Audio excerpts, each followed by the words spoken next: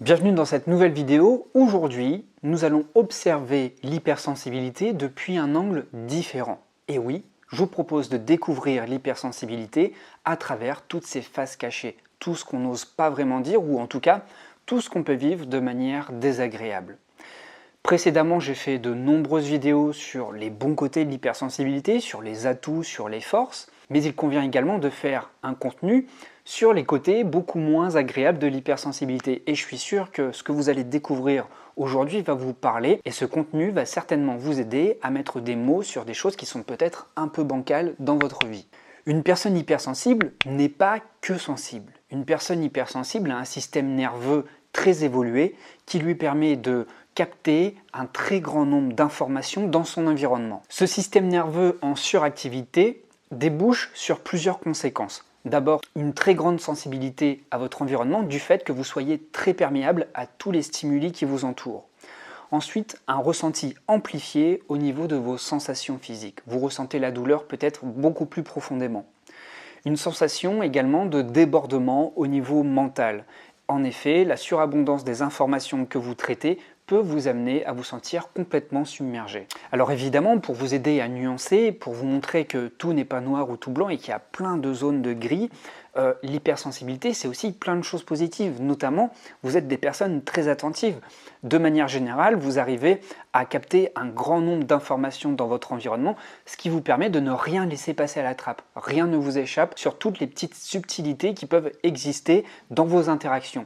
Vous êtes de plus de nature très empathique.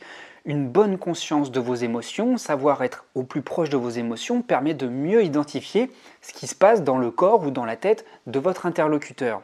Et puis aussi, vous êtes une personne très créative. Vous avez un monde intérieur extrêmement riche que vous savez nourrir parce que vous avez une nature introspective très développée. De fait, vous savez retranscrire facilement à l'extérieur la richesse de votre monde intérieur.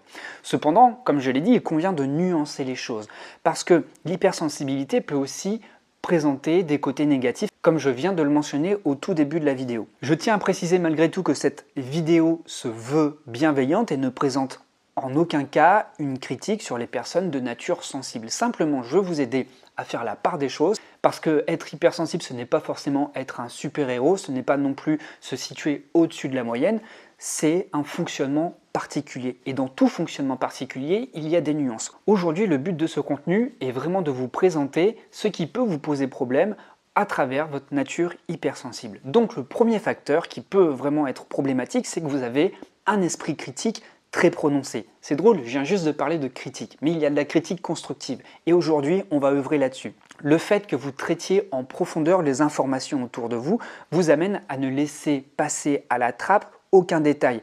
Et vous pouvez vous montrer intransigeant envers vous-même et envers les autres.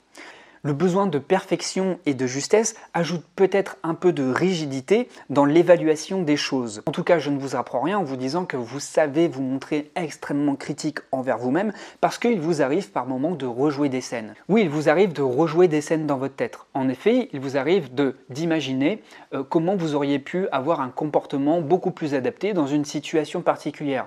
Comment vous auriez pu avoir des mots peut-être plus adaptés face à un interlocuteur avec qui vous avez peut-être pu avoir une conversation délicate. De fait, dans votre tête se forment beaucoup de discours, le plus souvent sous forme de réprimandes, qui peuvent tourner en boucle dans votre tête. Et donc, ce qui peut expliquer ce côté critique que vous pouvez avoir envers les autres, c'est que vous êtes extrêmement dur avec vous-même. De fait, on peut vous reprocher d'avoir la même exigence que vous avez avec vous-même, mais cette fois-ci avec les autres. La seconde chose qui peut être difficile à vivre, c'est que vos humeurs sont très fluctuantes. L'une des principales qualités est celle de pouvoir ressentir les choses très intensément et à un niveau très profond. En revanche, un rien peut prendre des proportions gigantesques, pour le meilleur comme pour le pire. C'est-à-dire que vous pouvez passer de l'extase, de l'émerveillement à un dégoût extrêmement profond.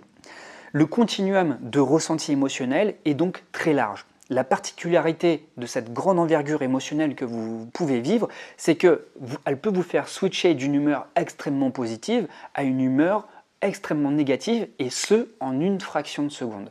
Par conséquent, vous le savez vous-même, vous vivez des montagnes russes au quotidien. Votre entourage aussi peut vous le reprocher parce que ça peut être dur également pour votre entourage de se positionner par rapport à une personne dont l'humeur fluctue énormément. La troisième chose qui peut être vécue difficilement, je vous apprends rien non plus, c'est que vous êtes des éponges émotionnelles.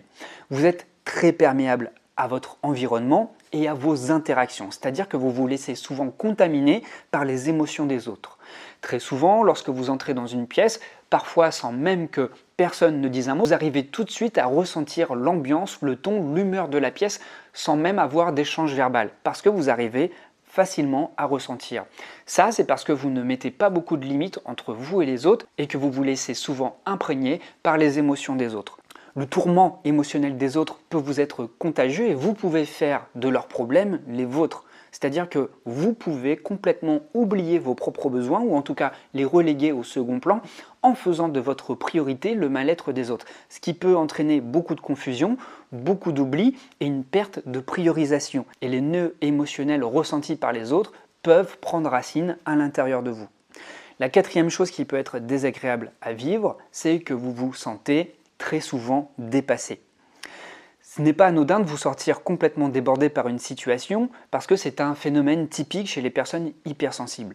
Les causes sont multiples chez les personnes hypersensibles, mais elles font toujours référence à une perméabilité typique de votre nature à votre environnement. Je vous donne pour exemple les bruits envahissants de votre environnement, mais aussi une grosse charge de travail dans un temps très limité. Le désordre dans une pièce peut créer vraiment une disharmonie visuelle trop désagréable. La mauvaise humeur d'un proche, comme on l'a vu précédemment, peut vous contaminer et complètement déstabiliser votre équilibre.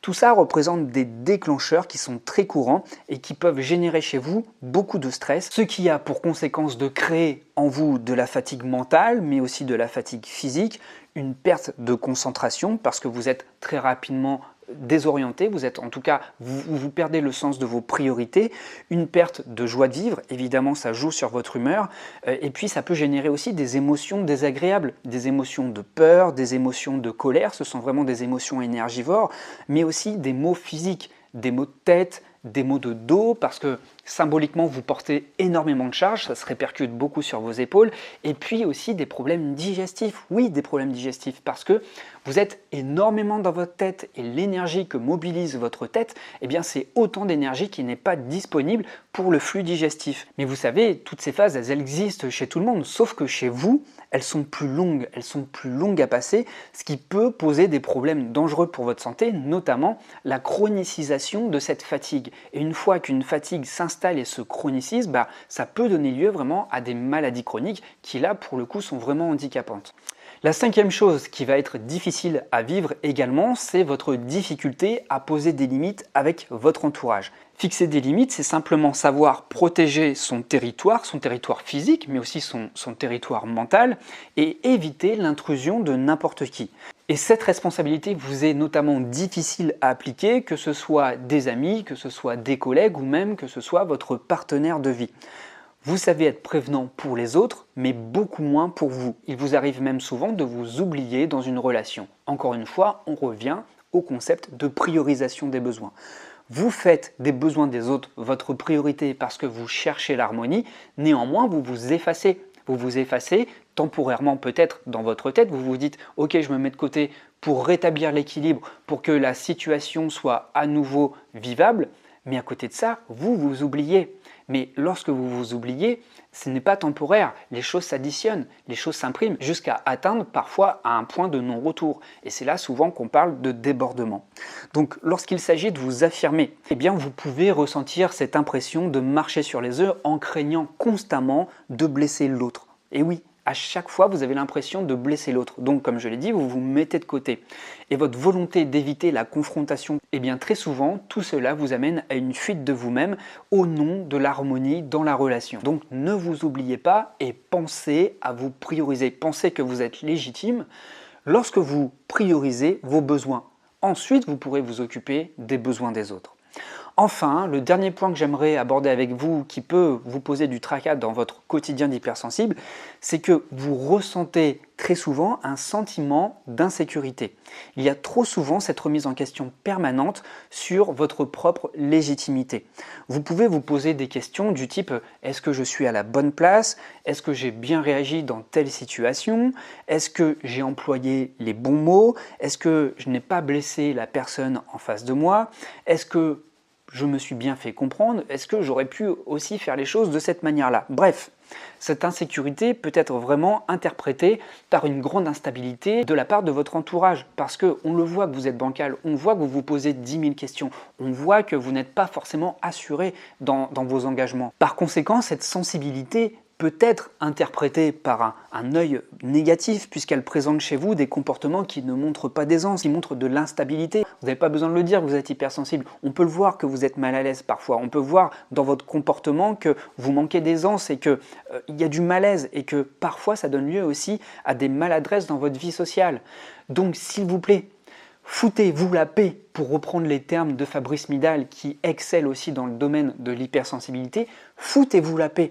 Permettez-vous d'exister et acceptez-vous, sentez-vous légitime et surtout ne construisez pas votre légitimité à travers le regard des autres. C'est justement ce que je vous propose de travailler en coaching à travers une séance en visio. Si vous souhaitez qu'on brise enfin vos anciennes croyances, qu'on crée de nouvelles croyances et qu'on crée un nouveau terreau pour construire quelque chose de plus sain, mais quelque chose non pas qui corresponde à un modèle tout lisse, un modèle tout fait.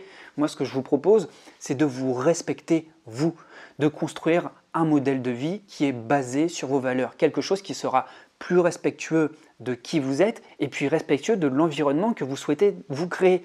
L'idée, c'est de créer de l'harmonie, mais pas de s'effacer pour stabiliser les choses, mais bel et bien de s'affirmer et d'articuler sa personnalité avec tout ce qu'il y a autour de vous. Donc si ça vous intéresse, je vous propose des séances de coaching qui durent 60 minutes. Vous y avez accès, c'est le lien dans la description.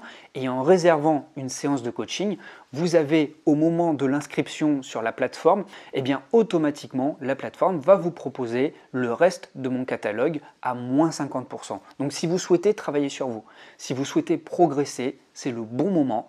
J'ouvre mon calendrier pour le mois de novembre à venir. Donc si vous souhaitez dénouer des nœuds, retrouver plus de fluidité et vous sentir plus fort de votre hypersensibilité, passez à l'action.